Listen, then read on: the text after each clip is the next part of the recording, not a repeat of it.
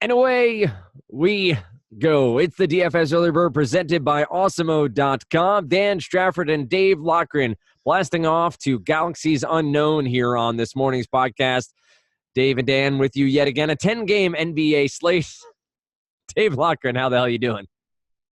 Doing good, man. That was a lot of fun. Apparently my wall doesn't work with the other, it doesn't. It's not green. Should be green. I mean, it's the fact that, and not to nerd out too much, just on you before, your skin tone is very similar to the paint on your wall. So yeah, of course it is. Yeah, I live in southeastern Pennsylvania. It's February, and I'm Irish. What do you expect? Well, I reflect more light than most, so I understand the plight under which you struggle with. Here's the thing, though. Here's the thing. I almost don't want to do it green. I'd be grass man. Look at that. That's pretty sick. I mean, I could do just wild stuff and look like a ghost. It might actually be cool. I'd put on different hats. You could start like a whole horror genre, like just from horror DFS pods. Yeah, exactly. Just you on your own. I like it. Whole new revenue stream for Awesemo.com or Dave Lochran Industries, LLC Lofty Industries LLC. Amazing. So if I just sorry, go ahead. Well, I'll just zoom, having some fun here. We have a 10-game NBA slate ahead of us. I want to get your quick take here before we get going. Wow. Then there's the horror show. You look like a villain from the like a 1950s cartoon. like where you're not really sure what's happening. Or the Cheshire Cat, one of the two. There it is. What's your take on Joel Embiid's interactions with Russell Westbrook and James Harden over the past week or so? Well, it's funny you may ask. So he's all ears. He's all ears. He's ready to listen. Hold on. Let me get in front of his skin. It doesn't work. Oh, there. I thought because it was darker, it would show my pale ass skin. Oh, there you are. There we go. No. Okay, I'm done. That was fun though. All right. So what about and that was just perfectly queued up. I was searching for it when you brought his name up. And I'm like, oh, here we go, Mr. IT over here. No. What was the question? How just your take as a 76ers fan, not even as an analyst for DFS, but just Embiid with a run-in with Russell Westbrook about 10 days ago or 7 days ago now, and then the run-in with Harden, was it 2 nights ago now? Just wondering your overall take on whether or not Embiid is overstepping in his... Did you see the run-in with Westbrook? Yeah, I did. I mean... That was all Westbrook. Are you talking about the one where they both went down and Westbrook looked like a worm on the ground and he was squirming around and then got up? Seriously, and then he got up and went after him? One? And to Embiid, hold on. Embiid reached his hand out to help him up. Right. And Westbrook didn't like the fact that Embiid extended his arms on the way down. That's what he didn't like. Okay. Well, here's the thing.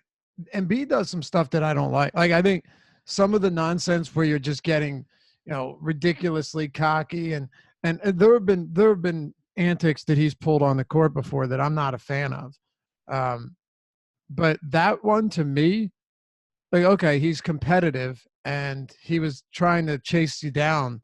The whole extended arms in this, I mean, he went to reach his arm out, so it clearly wasn't intentional. He wasn't trying to hurt you. That to me was Westbrook getting a little bent out of shape. And I love Russell Westbrook, but the fact that he was just squirming like he was literally seconds away from death and then popped up off the ground like nothing ever happened and charged him. I mean, come on, man. Amazing. What about Harden? I mean, the Harden. I did. And he did. It was a weird moment on the floor where his arms and legs weren't really on the floor. He was sort of just rocking on his stomach at one point. He looked like a worm he looked like a slug that's trying to get away from the balls. Oh man, it's been a while since I've done that. Yeah. Did you hear about the Australian kid that ate that certain kind of, like, it's called like a rat worm? No. Or something type of a certain type of slug. Sorry, and he got rat lung, and it put him in a coma. He did it as a dare, put him in a coma, and he died like 6 years later, or it paralyzed him. He was paraplegic. like a dare that his friends had him do in Australia. Yeah, and then he just died because he ate a slug. It gave him rat worm or rat lung. That Some sounds wild. terrible. Yeah, horrible, I was right? watching. The wife had it on. She happened upon it on Netflix. Have you heard of the series Embarrassing Bodies? No. So I there's a was watching The Bachelor, though, before this show. well, that's embarrassing in Well, and of you already itself. But know that. You already um, it's a British show, and it's all about people who have embarrassing body conditions. And Oh, I I would laugh. definitely watch that I, 100%. yeah, I laugh not because I'm laughing at the individuals who did it, but it's a British sensibility, so it's very polite. Like everything is very polite about it. But it also shows everything. So like you get unfettered access to the human body that may Mhm. not be Mhm. as welcomed in certain homes. But it's all these British doctors talking in such a nice way about these absolutely crazy bodily conditions. And we watched way too many episodes. It was just sort of like it just stayed on because we were shocked over and over again. A lot of it's dental, and a lot of it's. And I just went to the dentist today, and I know you've had some dental work done in the past year or so. I have to get a root canal on February 11th. So I'm watching these guys. I'm like, at least I'm not that guy. At least that's not what's happening in my mouth. Yeah, at least you're not the guy that literally has tree bark growing out of his hands. Yeah. Oh, yeah. He's He's back in getting the more hospital. surgeries. Yeah, he's getting Yeah, more surgeries. I saw yeah. that. 10 games, though. We'll get This to is it. the first. I feel like this is the first 10 gamer we've gotten in the past. I don't know. We've last week we had all 6, 7, 8 gamers. It was kind of beautiful. It was. We will get to it now for the wonderful soul who will listen and over on YouTube and comment on to when we get to NBA breakdown. Here we are. We are entering into the time for talking position by position. And my reminder, as always, Dave has your write-up over on Osmo.com. That's the deep dive. That is available to subscribers only, so you'll want to use the promo code EARLYBIRD. Gets you 50% off your first month. Dave has you Monday, Wednesday, Friday for the deep dive, and then the deeper dive is every day at 5 p.m. That's Adam and Lofty, a live video show over on YouTube. NBA strategy show in the morning, and then you have live before lock, not surprisingly, leading you up to lock. So let's dive in here. MPE will play a part, obviously, in what we're doing over on DraftKings. We'll highlight FanDuel where we think it necessary.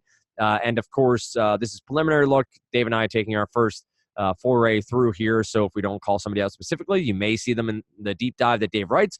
You may not even see them there. You may hear them on the deeper dive. This is a fluid process in creating NBA lineups.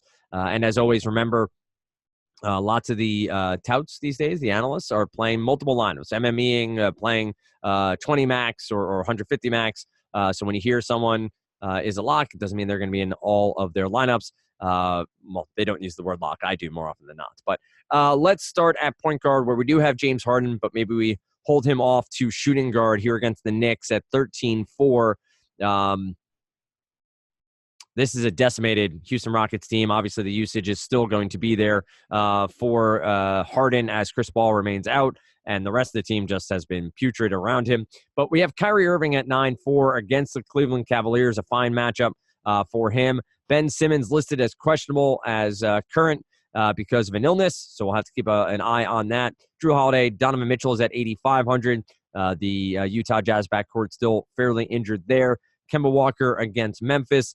News coming out that Memphis could be shopping Mike Conley and or Marc Gasol. Conley's at 7,500. Kyle Lowry is at 7,200. And Kawhi Leonard is out, so there should be usage there for Kyle Lowry. And then you get Levine and Trae Young down to Lou Williams and some others as we get into the mid-tier. But talking top tier first, let's hold off Harden for shooting guard for now. He's shooting guard eligible on FanDuel and multi-position eligibility on DK. Is Kyrie in a good enough spot here to enter into the conversation as somebody in the play mix, or do you find yourself finding enough in the mid-tier or upper mid-tier at point guard that maybe Kyrie at 9,400 is a little too expensive? I don't like predicting blowouts, and we say it like every show, but I often say Cleveland's the one team where I do get a little bit worried, and Kyrie Irving's the one guy where when I do talk about blowouts, he's the one that concerns me the most, because Brad Stevens is always, so quick to just shorten up his third quarter rotation and never give him a fourth quarter rotation. In blowouts, instead of playing 30 minutes, a lot of times Kyrie Irving plays 24 minutes, right? Look at the last big blowout they were involved in. Kyrie Irving played 24 minutes against the Pacers. Yeah, I mean, of course, it's a really good spot. They're 16.5-point favorites, though. And I just don't know if they're going to need him. Yeah, it's his former team, but what's that really mean? The game's in Boston at TD Garden. I don't think it makes that big of a difference. Actually, you can get elsewhere here without having to worry about paying a premium for him. And it is a slate where you have James Harden, Anthony Davis is we know that he's going to be out for at least a week or two. Yep. So you're going to have good mid-range value there. You have Joel Embiid at home against San Antonio, Nikola Jokic, Blake Griffin. In the event that Drummond, who didn't practice Tuesday, is out. So I expect Drummond to be out. Now you have Blake Griffin against the Pelicans. I just think there are better options here than to go to Irving. Of course, in tournaments it makes sense, no problem. But if I am playing Irving in tournaments, I feel like I'm going to want to have to get something to run back with Cleveland, because the chances this game stays close are very, very slim. I mean, that's just the case. You still have Tristan Thompson out. We know that we still have Larry Nance sidelined. And this team, you want to talk about decimated. This team is decimated. Mm-hmm. So it's and Horford is out for Boston. So maybe slightly more usage goes to Irving. I haven't looked at those numbers recently. My guess is that it's not really anything significant. Al Horford is not exactly siphoning away a whole lot of usage from the highest usage player on the team. But from an assist standpoint, maybe a little bit more ball handling. Fine. That's all right. Not going to be super heavy on him, though. No.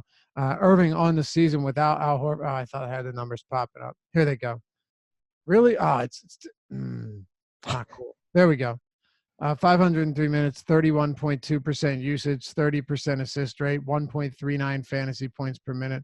So pretty much in line with his averages. I won't run it with him on, but it's 28.5 for Irving and 18.4 for Horford on the court at the same time. Yeah, there you go. Yeah, here's a guy whose prices come up a little bit, but man, he's just been phenomenal. D'Angelo Russell. Mm-hmm. He's 8K, but he's got Orlando coming off that 40.58 fantasy point game against them. Carved up Sacramento the very next night. Look, D'Angelo Russell's now dropped 55 plus in 3 of his last 4. He looks really good right now. And this is not, by the way, it's not box score or game log chasing. And here's why. He's taken 25 shots or more in all 3 of those games, right? You want to take a look at the assist opportunities. They're very high right now, double-digit assist opportunities in all 4 games. He's got 7+ assists now in 5 straight. These are the numbers I want to see. These are good numbers. The volume, the usage is through the roof. We're seeing that when he is playing well, the minutes are up. 8K I don't actually think is that crazy of a price point for Russell. If he can get up to 34 minutes, he's playing well against Orlando in a game that I would no reason to expect it wouldn't stay close. They're very evenly matched teams. I think he's perfectly reasonable here. And then another guy who's been pretty disappointing but still, I'm still going to consider him because he's getting 30+ minutes every night, even in blowouts, is Chris Dunn. You're facing Atlanta here. What a good spot to bounce back. What a good spot to kind of to pick up for all of those bad games that you've had recently. Chris Dunn's down at 6,300. That's a great price point. I actually prefer him over Trae Young. I think Trae Young's fine in that game, 6,800 on opposite Chris Dunn, but you got a $500 discount on DraftKings. The assist numbers still look good. It's only a matter of time before he stops missing all of his shots and starts picking up the usage a little bit. Now, I don't expect 30% usage from Dunn. Absolutely not. 22, 23% usage, though, would be good enough at this price point. And you're facing the fastest-paced team in the league. Not the fastest-paced team over the last month, but still, they still lead the entire league in pace on the season, whereas the Chicago Bulls rank 23rd. It's just a really good spot for Chris Dunn, and one where I think we're going to want to target. I'll get to Oladipo in a minute because that's an interesting one. Kyle Lowry, he made up. Fourth quarter was pretty important because the first 3 quarters were a little bit rough. He didn't have a great game, but he pulled through enough in the late in that game to not kill you. I think he finished with like 39 on DraftKings. We'll take it. Definitely needed that from him because it was looking ugly. So he's another guy at 7,200. With Kawhi Leonard out for at least 2 more games. Now Kyle Lowry comes into play as well. 10 games. It's unsurprisingly a pretty deep position. Right. I didn't even talk about a Drew Holiday against Detroit with Davis out. Drew's going to be in play. For a couple of reasons. One, his minutes are through the roof. Right. It wasn't more than 3 weeks ago that Drew was playing the second most minutes in the entire league behind only Anthony Davis. My guess is that James Harden may have passed both of them. But I mean, in a spot like this, you could see legitimate, 30 point, 10 rebound, 9 assist game from Drew Holiday. He has a lot of upside in this spot. And 8,600 feels like a really, really reasonable price point, given that the highest usage player on the team is going to be out. Makes a lot of sense. Do you find any interest in an Alfred Payton in the same spot? 6,100 seems like an elevated price point there for Payton, but wondering your take there. And any cheap guys here stand out to you? Run through a couple of the names momentarily. And I did make mention that Donovan Mitchell, the backcourt for Utah, is in shambles. Rubio is back, which I forgot. Rubio coming back from his injury, was back for the Portland game and played in 14 minutes. Should see a slight uptick here, so maybe not the same usage and ball handling for Donovan Mitchell that you've seen over the past couple of weeks with Rubio back in the mix. But first and foremost, Alfred Payton, and then any cheap options you're seeing down a little cheaper. Alfred Payton's just not cheap enough. That's kind of the thing right now. Is 6,100 really all that reasonable for him? I don't know. I don't really see it. Quite frankly, I don't have an issue with it because when Davis is out, it just frees up so much in that offense. Even if you're just talking about touches, like it frees a lot up. But I still think Holiday's 86, Payton's 81. They're not in the same tier. Understood, but given like point per dollar, I like Drew at 86 over Payton at 61. I still think there's a lot of upside there. It's not to say that Payton, can't outproduce that salary because it's not crazy. He did get above 30 minutes for the second time since returning from injury. And the first time was actually the first or one of the first games back. I think I'll probably stay away there. I have a feeling we're going to get some decent value opening up too, which will make it even tougher to get him in. Well, want to take a quick stab here at some of the value at point guard. Van Vliet was in the starting lineup for the Raptors with Kawhi Leonard on the shelf. They have a matchup here with Indiana. He's at 4,600. No, it's not a great matchup, but still a cheap enough price point with minutes there. And wondering your take here on a bad player. I admit that, and he's not been playing great, but Austin Rivers against the Knicks, a team that is folding regularly when playing against better opponents. Do you see any extra run for Austin Rivers against the Knicks with some upside at the same price point as Van Vliet of 4,600? I would just rather have Van Vliet. And the reason for that being pretty simple.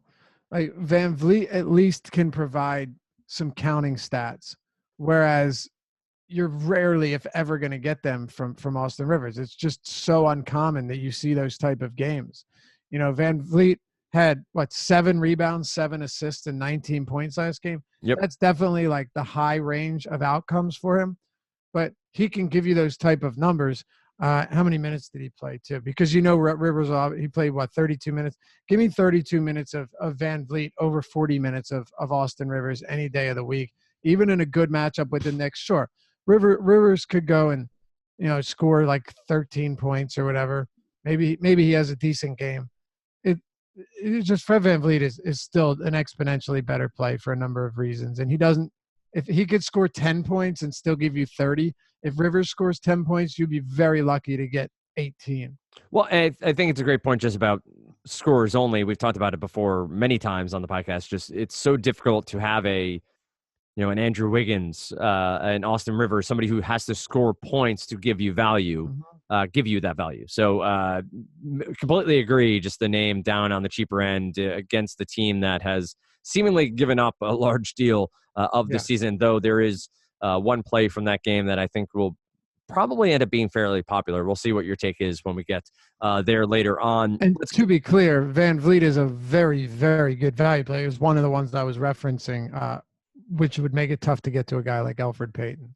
All right, so let's hit shooting guard next. Obviously, you have Harden here, and with what's going on at the center position and what's going on overall with this offense, we know Harden's going to see gigantic usage.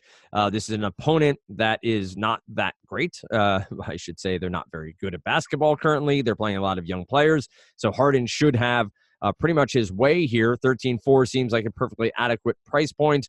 10-game slate, so there are plenty of other ways to go. You may not play James Harden in all of your lineups. If you're playing multiple lineups, you may not play him in any. That's a decision you have to make, but seems like here, Dave, James Harden is still just in a fine spot with high usage, and we should see a ton of points out of him here at 13-4. Yeah, just fantastic. I actually think the Sixers played him pretty well last game. I was really surprised. Well, we've seen it's fun, and I get why people do it. And we have a Slack chat, and people do it in Slack chat. People do it on Twitter. People want to tilt James Harden in the first half. They want to get freaked out that he's at 22 fantasy points or 24 fantasy points. Listen, this is a guy that you need to wait till the end of the game, and there's going to be a dud eventually. It's going to happen. There's going to be a game where he shoots 2 of 13 and they're down big and he rests. Right. But he didn't, though. He still shot. Oh, yeah. They got blown out. They lost by the largest margin. There's the biggest. And he still had 37 points? Of the season. 37 points. He had 37 points with 4 minutes left in the third quarter. Yes, sir. Yeah. The Sixers they pinned him on inbounds. They would just bring the house. Yep. You talk like a blitz, right? Like the entire line coming at you. It was really wild the way they brought everyone at him. Almost in that they didn't just make it tough to shoot, but there were times where he couldn't even turn around to get a pass off to see where his teammates were. He still made some ridiculous shots. The Sixers actually have decent personnel to do that. You got a huge guy like Ben Simmons. You have a very agile center like Embiid, right? Like when he does get switched, you actually saw Embiid come in to help a lot, and it worked. So the bodies that they have are pretty good, and he didn't even have Jimmy Butler in that game. Right. With the Knicks, I'm not really sure what they're going to do. I think Madison Square Garden, he just carves them up. He came back down to earth last game. If he played 4 quarters, if he got his 40 minutes in, he probably still would have given you 70. Would have been a disappointing game, but wouldn't have been terrible. That there's no reason for me to jump off Harden here. The biggest thing was, though, the Sixers are a good basketball team, and they just jumped all over them. And because the Rockets rely so much on three-point scoring, when they weren't hitting those threes, they fell behind early. Yeah, Eric Gordon was missing. Yeah, it was bad. It was a bad game. Yep. And he's always missing. He has like 1 game out of 10 that's good. You don't have any recourse. You don't have a contingency plan. It's like Harden scored 37 points. And they have no rebounding. That's it. They have no. Yeah, it's terrible. Kenneth Faried is the answer. Yeah, he didn't even look that bad either. No. That's the funny thing. He's such a gray beard, though. His beard is so he's so old. It's. I'm sure you're not thinking of Nene, because Nene's got the legit gray beard. No, Nene too. But it doesn't. Maybe I mistake. Maybe I am mistaken. But I swore when I saw Faried play for the Nets, he had the full gray going in the beard. Really? Maybe I'm wrong there. I thought I saw every minute of his rotation. You're probably right. I'll take your word. I could definitely be wrong. I just know he's, what is he, 29? Yeah, 29 years old. Is that all he is? Yeah. Is that for real? Yeah, dude, he got drafted in 2011. I feel like he's been around forever. No, he's just, no. That's amazing. All right, that's on me. Yeah, sure. All right. That blows my mind. 30. Oh, I know Nene's older, but in 2002. Yeah. It's funny if you watch him out there and you just look at the hair, I must have swapped them there, and that's on me. But I did not know Faried was that young. Maybe I carrying a 29, but that would be crazy. All right. Well, I was balding at 29, so that's fine. Let's shooting guard. Shooting guard. Harden obviously in play. We have a lot of MPE here with Russell and Mitchell, Holiday guys. We've discussed a little bit. You have Oladipo, who you did tease out a little bit over there at point guard against Toronto. Zach LaVine is eligible here at 6,900. against Atlanta. You mentioned Dunn. Wonder if you feel similarly about Levine. Fournier has a matchup with the Brooklyn Nets at 6,100. And then you get into mid-tier of Terrence Ross in that same matchup at 57. Dinwiddie's down to 55 or holding steady at 55 with the matchup against Orlando. Bembry's had a couple of games that have stood out, or two of his last three. And Herter could be out again. He has a neck issue off of warm-ups. So lots to discuss here at shooting guard, but want to get your take here on Oladipo. You teased it out a little bit and talked about it a tiny bit. Do you like him better at shooting guard than point guard? Do you think this is a spot where we may see the Oladipo we were seeing earlier in the year, or is this where you think continued problems from Victor Oladipo, the offensive star? Yeah, I said we'd talk about him, but I don't know if that means that I like him tonight, or you said, do I like him better at this position? I just think it's reasonable or relevant to talk about him right now because just something doesn't seem right. And, you can continue playing him until things turn around, right? Last game was a little bit better, but here's what I'm thinking. You could get Oladipo against Toronto and hope that he turns things around and he's 7,700, or DeRozan at 7,600. Yep. Against the Sixers. I mean, to me, I like DeRozan better. And all right, Rudy Gay might be back in the mix, but what does that matter? He's a 21% usage guy. The reason we've liked Rudy Gay recently is because his price has been through the damn floor, and he gives you a little bit of upside there if Pop decided to get him back to 30 minutes, which fortunately for those that read the deep dive, watch the deeper dive, listen to the early bird, that game he did play 34 minutes. And he was 52 on DraftKings, 51 on FanDuel. It wound up being a great play. And sometimes you got to roll the dice on guys like that. DeRozan feels like that type of play. I mean, he is just falling through the floor, right? Look at his performances recently. There's just in the scoring department, 9, 16, 18, 14, 14, 8. That is his shooting. Everything's been rough, but here's what I love. Here's what I love, Dan. Against Dallas, 4-point win, 40 minutes. 15-point loss to Charlotte, 39 minutes. 10-point loss to OKC, 35 minutes. 49 minutes in the overtime win, so 44 in regulation. Maybe that was double overtime, can't remember. Still a lot of minutes. Just double, it would have been 39 minutes. Like, his minutes are huge right now. So, yeah, I think DeRozan, if you say, okay, you got 39, 40 minutes of DeRozan for him to give you for a bounce back game. I mean, how long is he going to keep producing like 0.7 fantasy points per minute? Because that's what we've been getting recently. It's crazy. I just don't see that sticking around much longer. And because I'm not worried about any health concerns with DeRozan, I have more interest in him. Now, I expect Victor Oladipo to still have some ownership, and I might be on an island here, but to me, DeRozan is still somebody that stands out as too cheap on DraftKings, especially against the Philly team. How many times have we said it? Just ball dominant, shoot first guards. When they get going against them, man, they just get fed, and Philly can't stop them. And DeRozan is the type of guy that can absolutely do that. What do we got? I'm sorry. By the way, DeRozan did have the ankle issue, right? So I don't know if that affected him. What I meant is not like an injury that held him out for a month like we had with Oladipo, but maybe DeRozan's ankle is bothering him. I don't know. I'm going to jump back on board though. The first name that popped out to me at shooting guard was DeRozan, as his price point has fallen. We've seen some, as you said, bad shooting, but tons of minutes, tons of shots going up. So have to like that he can turn it around at some point, and why not here against Philadelphia. Mid-tier, Fournier, Josh Richardson, Tim Hardaway Jr. has a matchup with the Houston Rockets. We do have Eric Gordon at 5,700. Kevin Herter is injured. He is questionable coming into this game. He's a game-time decision according to the latest note on him at 5,500 against the Bulls. Anybody in mid-tier stand out to you, or is this a position that you feel is a little bit light even for a 10-game slate? You mentioned Levine. I mean, tough to not have some interest in somebody like Levine, but I don't think I'm going to be super high on him just because guys like DeRozan are really not that much more expensive, and Chris Dunn is $600 cheaper. So he's kind of in that no man's land territory. Maybe if you're game stacking this, which isn't the craziest idea, then Levine comes into play. Just not so interested in playing both him and Dunn in the same lineup, and I don't think that that's going to be something you're going to do anyway. It's a deep enough slate. I mean, look at shooting guard on DraftKings specifically. Talked about DeRozan and Harden, of course. We already talked about Holiday and Russell. They both have eligibility here. If you wanted to get back on Oladipo, Chris Dunn has shooting guard eligibility. Fred VanVleet has eligibility here.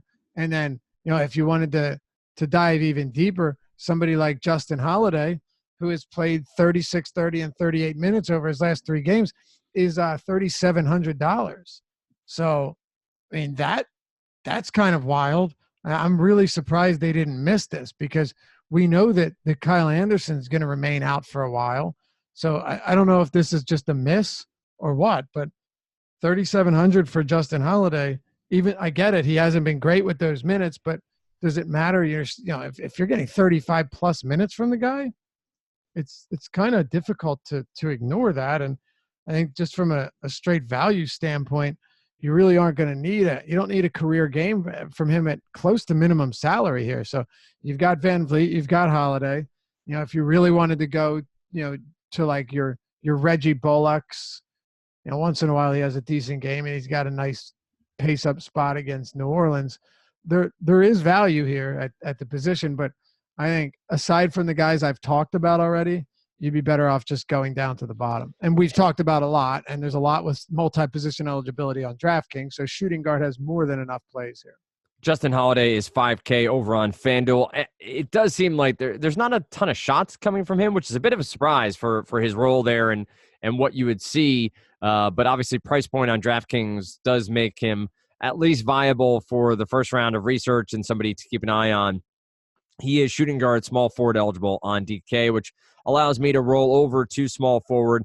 Kawhi is out. Ben Simmons questionable with the illness. That will leave us Tobias and DeMar DeRozan as our 2 most expensive at 78 and 76, respectively. Jimmy Butler is questionable with the wrist injury still. Have not heard anything new there. Aaron Gordon questionable, but should play with his back injury. He said he's good to go. Just awaiting confirmation on that, making sure there are no setbacks. Danilo Gallinari is out for the Clippers at 6,500, but then you get into Fournier, Tatum, Tim Hardaway Jr. What's your take here? You have Kawhi out, Simmons questionable, Butler questionable, Gordon probable, I guess, is the best designation right now. Is DeRozan better fit at small forward than shooting guard? Do you like Tobias Harris in this matchup? Or is this maybe a position to try to find your best cheap option and move on from there? Not the greatest position. I think we could agree on that. I would love to find some value here, but playing wing players, cheap wing players, often lands you in trouble. I mean, they're just not high peripheral guys. Justin Holiday's eligible here. That's cool. Small forward eligibility. Aside from that, though, where are you going to go? Right? Where is there anybody that stands out as a very good play? That's the question. So you got guys like Derek Jones Jr. played 29 minutes last game. When this guy gets run, he's actually been pretty solid. He's done me well on a few occasions this year, but you're really rolling the dice. Like you're taking a huge risk. So I don't see myself going there. I mean, it is a really nice, like the only reason I mention him, by the way, is because I love playing these type of players against the Clippers. And the Clippers style of play is really conducive to quality production from guys like Derek White. But I don't know if it's going to be him. I don't know if it's going to be James Johnson, because they rotate back and forth in terms of who Spoelstra decides to give minutes to each day. And then you got guys like Dion Waiters, who's gotten some DNP-CDs, and then he's been playing a little bit more consistently lately. But I just mean getting on the court. I don't mean seeing consistent minutes. Look at his playing time, 25, 20, 10, 12. There was a DNP-CD, did not play coach's decision right before that 25. He played 11 before that. An 8, a 9, a 22, a 26. He's all over the map. His last 2 games have been really good too. Man, He's jacked up 29 shots over his last two. I don't know what you're going to get from him. I like this. It's a pace-up spot. Waiters is interesting, but is he worth it on a 10-gamer? The answer is probably not. If you're playing 150 lineups, like 5% Right. Waiters isn't crazy because we've seen him go off. He is still a good scorer. Just because he's been injured up until now doesn't mean that he isn't still a very capable scorer. I mean, Waiters can get going when he needs to. So there's that. But I don't know. I have a tough time getting there. Aaron Gordon, 6,700 against Brooklyn. I don't have an issue with that. Evan Fournier did us really well. What was it? Martin Luther King Day. Yeah. Evan Monday. Yep. Was real good to us. And at 5,700, how could you not have interest in him? He's up to 6,100.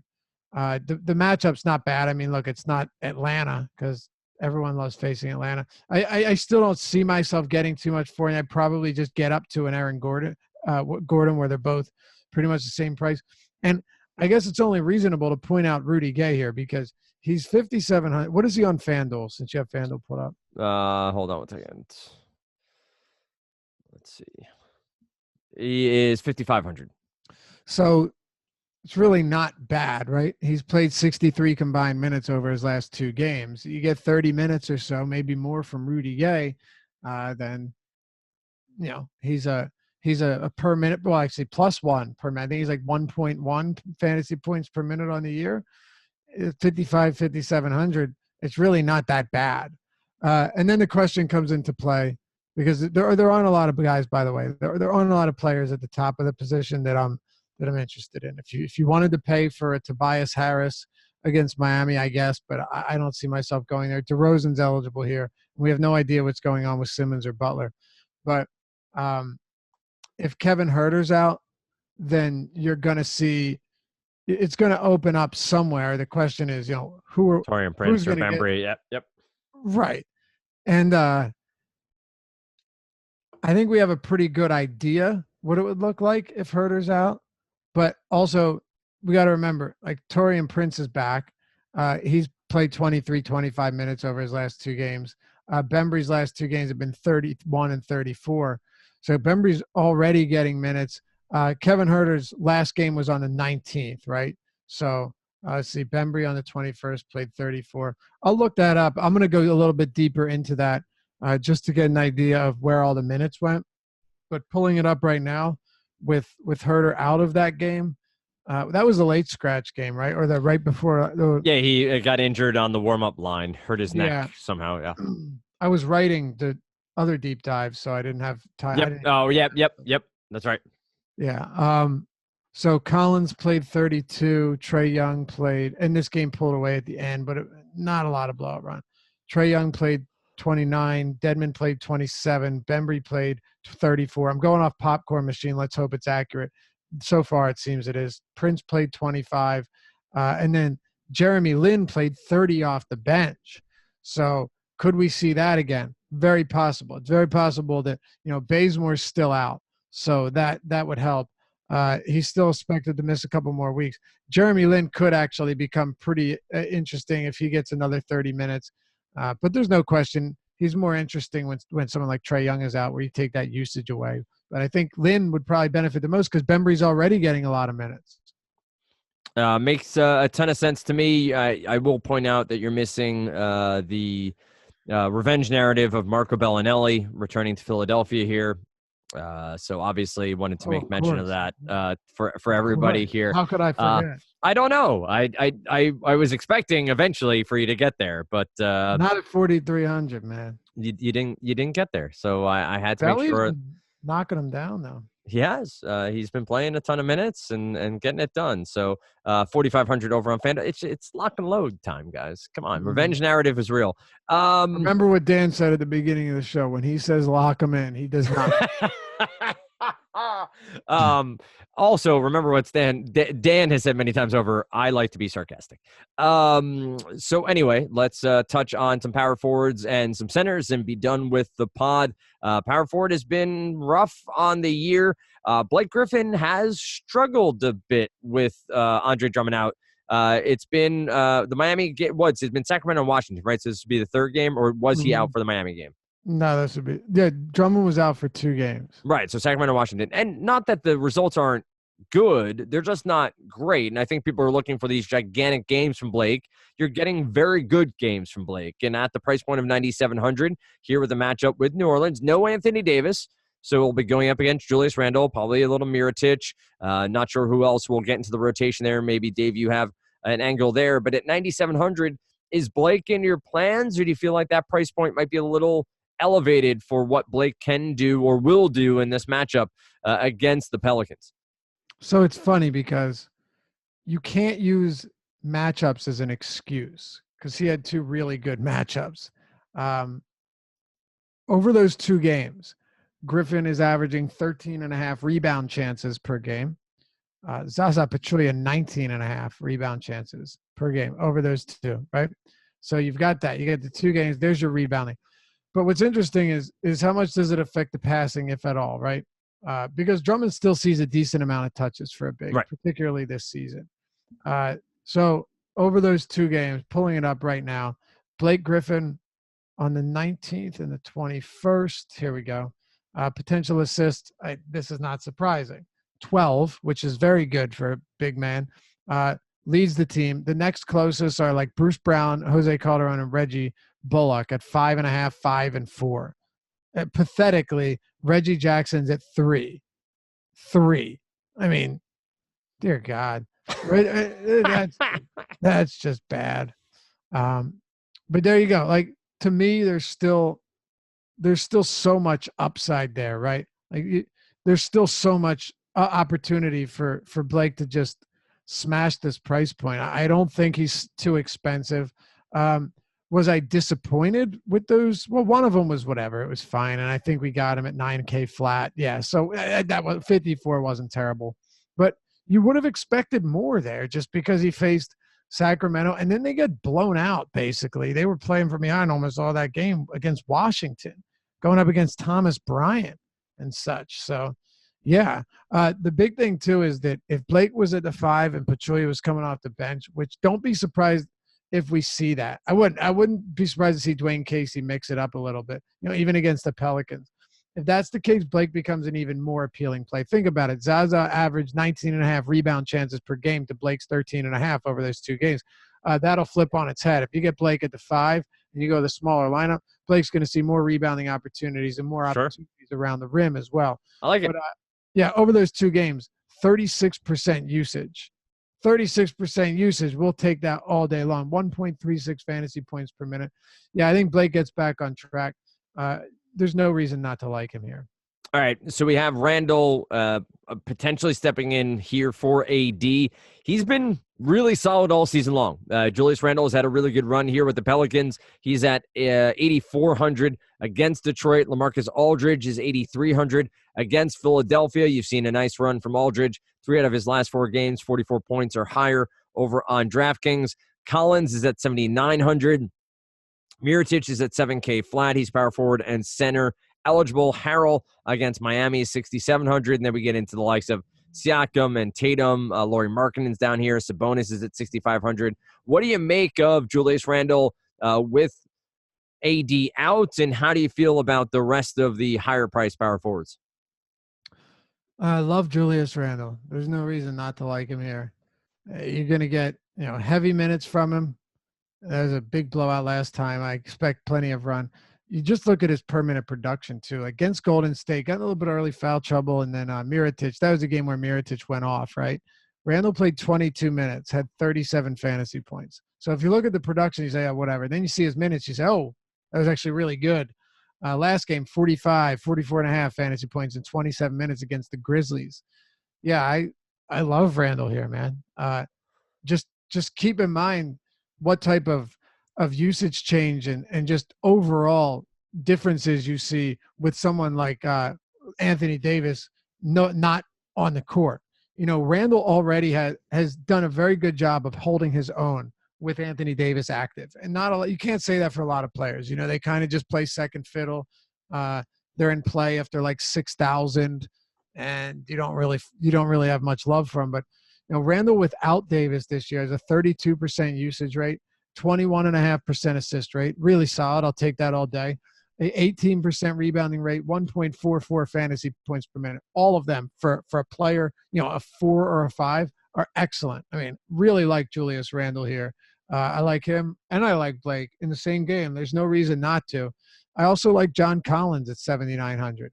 Collins continues to produce solid numbers. He's sub 8K. Come back down to earth a little bit lately, but you're still getting the double doubles. You're still getting the opportunity. You're still getting the minutes in games that are close, and I expect this game to be. Now, to be clear, I like Randall ahead of him, and if I'm prioritizing, I definitely have Collins behind Griffin and definitely behind Randall, and probably behind Montrezl Harrell too because of that price. Harrell started the game before that with Gallinari is out. Harold played how many minutes? 32 minutes yesterday. Didn't have a great game, but still 31 and a half minutes. No issues with that whatsoever. So, if you're getting another 32 minutes from Harold at 6,700, he's a good play as well. The position has a lot to offer on this slate. Lauri Markkanen is another one facing the Atlanta Hawks, 6,600. He's an up and down producer, no question, just because believe it or not, there are some mouths to feed on that team. You have Markkanen, you have Dunn, you have Levine, Portis off the bench, depending on how many minutes or where he plays. There's a decent amount of young guys on that team that kind of demand the ball, but Markkanen's one of the ones that should be getting a lot of the work. And in this pace-up spot against Atlanta, I like him as well. And then with Kawhi out, Serge Ibaka's 5,900. Really, the list keeps going on. There are a lot of really quality plays here. Is Fareed going to play 30 minutes in his second game? It would not surprise me whatsoever. It really wouldn't. I wouldn't be surprised if Nene plays, 8 minutes again and Fareed gets decent amount of run. Think about this, Dan. Last game, Marcus Chris came in the blowout. His minutes were all because of the blowout. Like it's not like Marcus Chris played in the blowout, but was also getting significant run. Listen to this. He played 7.5 minutes. All of those minutes came from 7.5 minutes left in the fourth quarter till it closed. Yep. Vincent Edwards, Gary Clark, James Ennis, Gerald Green. Those are the guys that were out there. Kenneth Fareed played 6 minutes in the first quarter, and then he played, I think 5 minutes in the second quarter, had 2 personal fouls. And then in the third quarter, he played 8 minutes. And then when they were trying to make a bit of a comeback here, and then he played 4.5 minutes in the fourth. So he finished with 23.5 minutes. I think Fareed, if that game is close, plays more minutes. And the reason I say that is Nene's not going to be closing out games. Right. So you got PJ Tucker and Harden, who didn't play at all in the fourth. Austin Rivers, who didn't play at all in the fourth. Eric Gordon, who played 2 minutes in the fourth, so not really at all. And Nene, who didn't play since 2 minutes were gone in the second quarter. So I think Fareed probably would have closed that game out if it was close, which means he comes out for a couple minutes, gets another 5 minutes, gets probably 28 minutes or so. And if you get 28, 29 minutes from Fareed, who's always, throughout his entire career, produced north of a fantasy point per minute, against the Knicks at 4,400, I don't think that's crazy at all. I'm right there with you. And I think we have many times over talked about Fareed, who – the nickname is correct, the Manimal, right? That is Fareed's. He's been a beast, and apparently there was some sort of trust issues in Brooklyn. If you read the quotes, that the Nets or the Nets players didn't trust Fareed out on the court, and that's why they cut him. And I don't know. The Nets are playing well, and they have their rotation set, and good for them. But he has an opportunity here with Houston, one that maybe he can exploit here in this matchup with the Knicks. And it will allow us also to transition to center now. And I want to ask you this, and I mean this genuinely, not hyperbole. Why should I not play, especially on DK, where I get to play 2 centers if I so choose, why should I not play Enes Kanter here against Houston? With Luke Cornett out? Cornett's out. Kanter probably starting. 5K on DraftKings. Yeah, I don't think it's a crazy idea at all, actually. I don't think there's anything wrong with that, Dan, at all. No.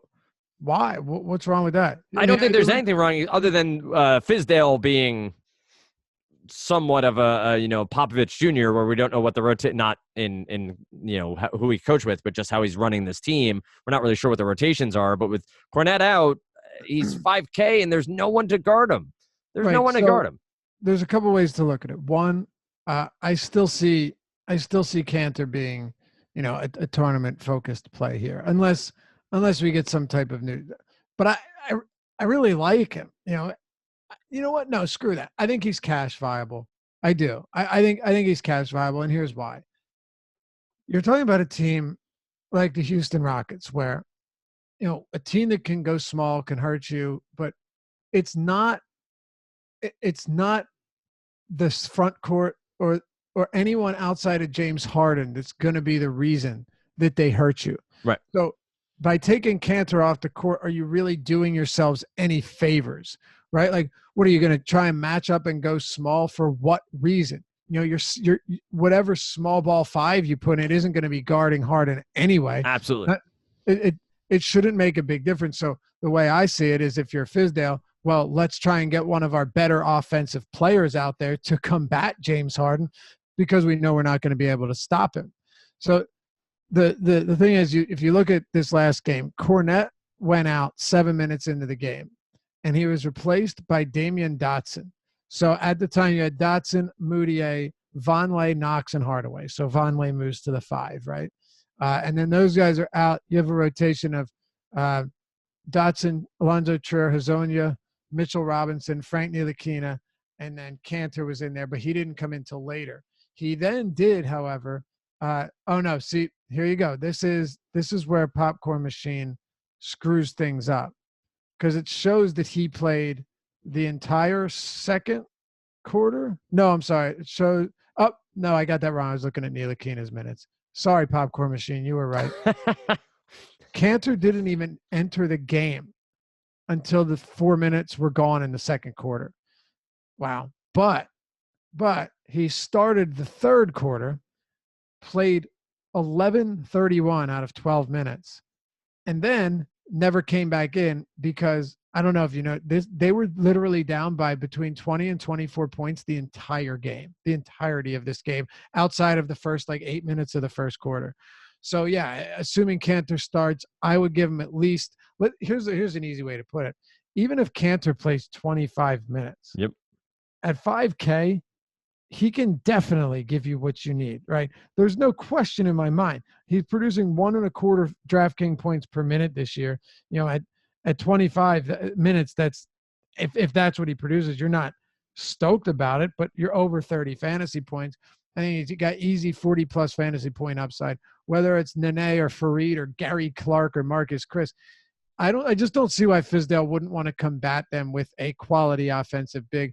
We saw what somebody like Joel Embiid did to them the other day. I mean, he just ravaged them in 27 minutes, Dan. 14 for 17 free throws, 32 points, 14 rebounds, 3 blocks, 2 steals, 63 fantasy points in 27 minutes. Oh, it's such a I was hoping for 40 minutes out of him in that game. If we saw 80+ for sure. Yeah, it would have been just so much fun to watch. And listen, I agree with you. There are moments where I wish Embiid dialed it back a tiny bit, but he's so much fun to watch. The way he plays the game did anything wrong there. No, agreed. It's just hoping he doesn't get into a fight on the court. And I don't think he'll ever do it, but he'll provoke one.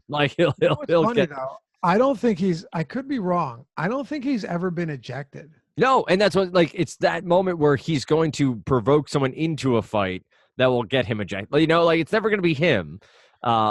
He's always, it's like my middle kid. It's never her fault. It's never really her fault. She just pushes it far enough that the older kid swings. You're absolutely right. You're absolutely right. He gets other people ejected. He did it to Andre Drummond before. Yep. But he gets in headspace, man. So I think you're right with Cantor, though. The 5K price point's just silly, given that 25 minutes is what I would expect. If he gets 28, 30 minutes, right, it's over. The only thing that sucks is that if Mitchell Robinson was still out, then I'd be locking in Cantor. Oh, sure. In easy 32 minutes. But the way I see it, what I would project now, when I'm not saying he couldn't have more or less minutes. Right now, I have him projected at 30 or 25 minutes. and I still have him as one of the best values on the slate. So if he did play 30 minutes, then things change. Mitchell Robinson could still get, 20 or 18 or even 15 minutes. And then Vonleh could still play however many minutes at the 5 to round it out. When they were down Robinson, that was a different story. But I'm with you. I still like Enes Kanter. And center's deep, so I don't want to discount what we have at the top. We'll run through it here quickly and be done with the pod. You have Embiid, obviously, against San Antonio. Jokic gets a matchup with Utah and Rudy Gobert. Nikola Vucevic is in a matchup that I will go to over and over again. That's why I said on DK specifically, I'd love to play Vucevic and Kanter together. Vucevic with this matchup with Brooklyn. Jared Allen's been better, but again, centers are dominant against the Nets. And this is 9,300. It's expensive. I get it, but Vucevic seems to be in a prime spot to put up gigantic numbers here. What do you make of center as a whole, and who are some of the names that you're looking at? All right. Yeah, Vuce has been spectacular, hasn't he? I mean, and you're talking about a guy that's minutes aren't nearly close to what a lot of these other centers play. I think you said it on Monday's spot. It's it's just insane. Yeah, but the one thing that I like is Clifford's been giving him more minutes recently.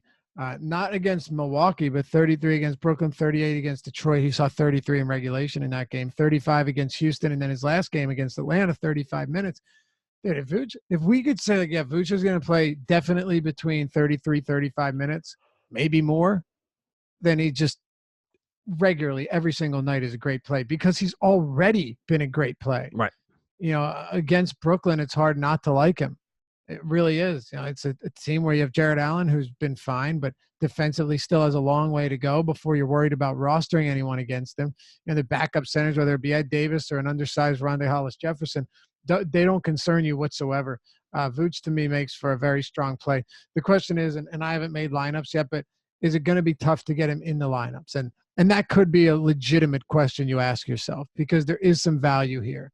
And that's what it comes down to. Andre Drummond's questionable, but if he didn't even practice on Tuesday, I think it'll be really tough for him to play. Yep. Obviously, if Drummond is in, then Blake is not nearly the play that we were hoping for, and probably would end up not really having much of him at all. Maybe I would just because everybody would end up fading and there'd be no Blake, and he'd still be in a good matchup. Marc Gasol's questionable. Another ailment here. And at this rate, it's like, man, if you're talking about potentially taking offers, you might want to shut him down for a little bit while you're sir. Because he just continues to get banged up. It was back soreness, then it was the elbow, then it was the hand, like the ankle earlier in the year. He said so many injuries, man. It's just out of control. His last game was solid. He looked fine, and this guy battles. He just battles through injuries. But let's say Marc Gasol doesn't play. Let's say he does happen to sit out. Well, then I guess we're going to have to look at things from an entirely different or through an entirely different lens. So is it the 16, 18, 19, 21? Trying to figure out exactly which game it was that Gasol sat out 16. So the 19th, Gasol sat out.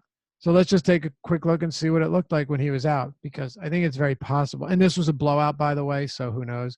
But we had Jaren Jackson started the 5. JaMychal Green was in that game as well. Jackson played 29, and he actually played deep into that. He didn't play in a blowout, but he played 7.5 minutes into the 4th. Whereas, interestingly, JaMychal Green, Garrett Temple, Mike Conley, and Justin Holiday did not play any more than early or midway through the 3rd quarter, assuming Popcorn Machine is correct. I have to throw that disclaimer out there. Justin Holiday did, but Conley, Temple, and Green didn't. It's been tough with Bickerstaff recently, knowing what he's going to do, and the blowouts have not helped us at all. But my guess would be that somebody like Ivan Rabb in a closer game plays around 15 minutes. Definitely not the 22 minutes we got from him last game. And then you get 30 plus from Jaren Jackson, and I'll be honest, I don't know what to expect from JaMychal Green. It would be a really tough one, and I guess we'll have to see what the starting lineup looks like against Charlotte. But if Marc Gasol is out, you'll probably get some value there. Jahlil Okafor, believe it or not, man, has actually looked good when given the opportunity. He's producing above a fantasy point per minute. He played 35 minutes, had a 20 point, 10 rebound double-double against Memphis last time out, Dan. Pretty impressive, right? And as we know, he takes all of his shots from within 10 feet of the rim. Nothing outside of that ever, unless he's heaving one up and is somehow the unlucky guy with the ball at the end of the quarter.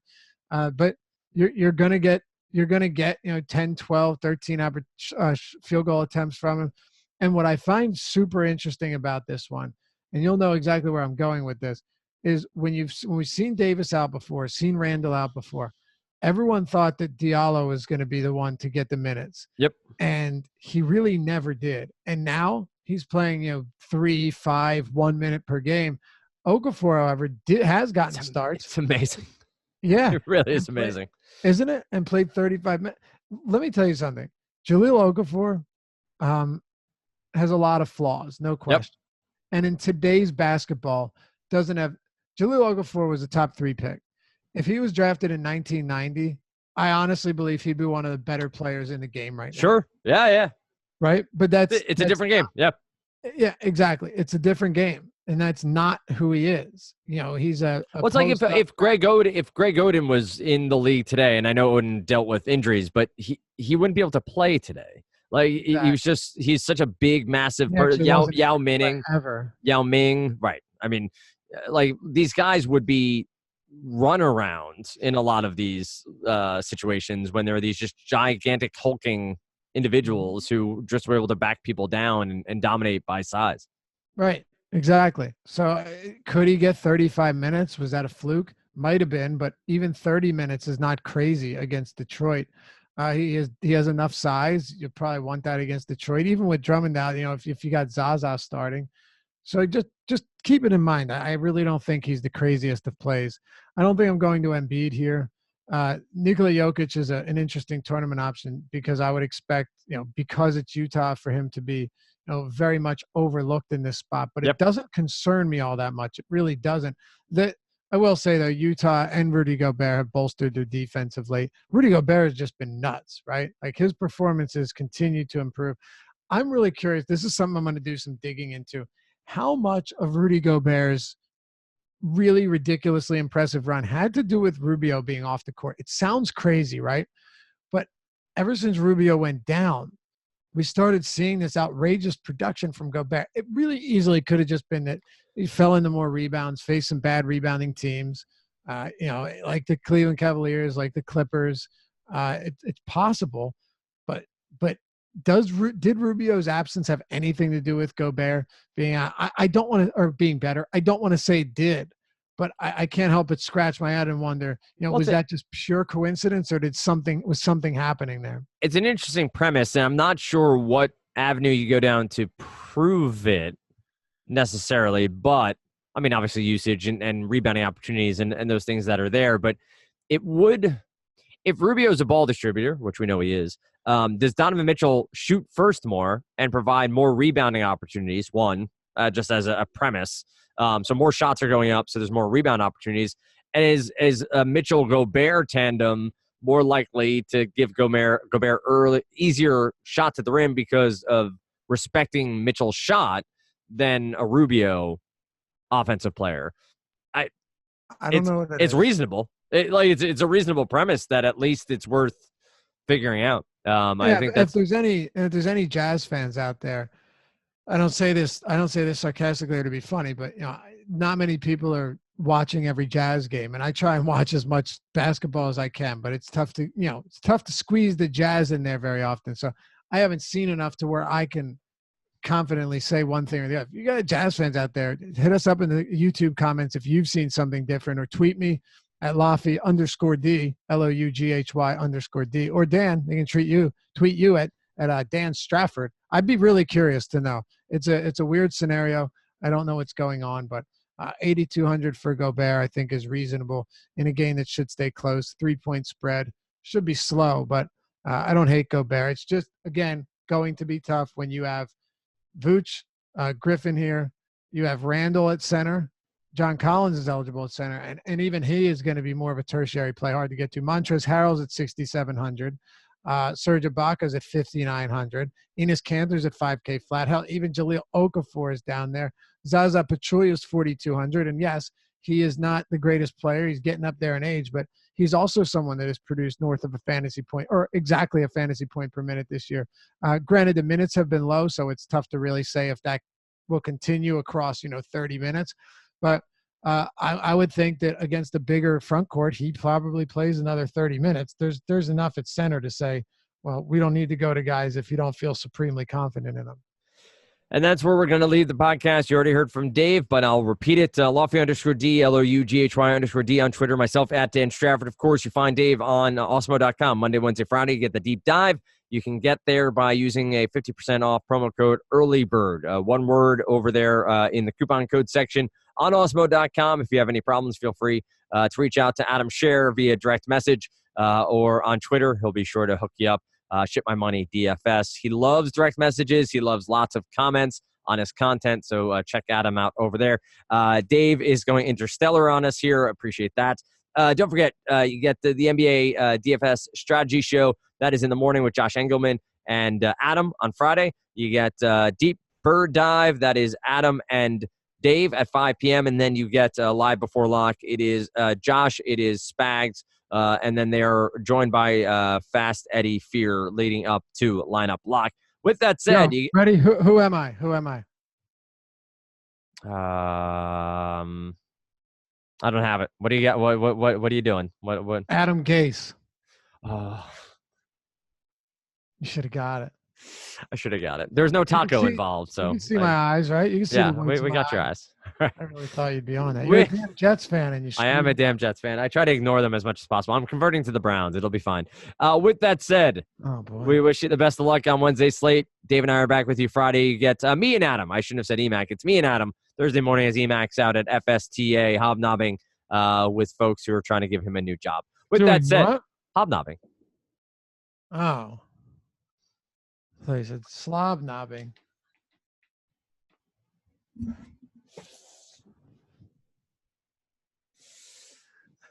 With that said, we wish you the best of luck on Wednesday slate. We'll be back with you on Thursday morning right here on the DFS Early Bird.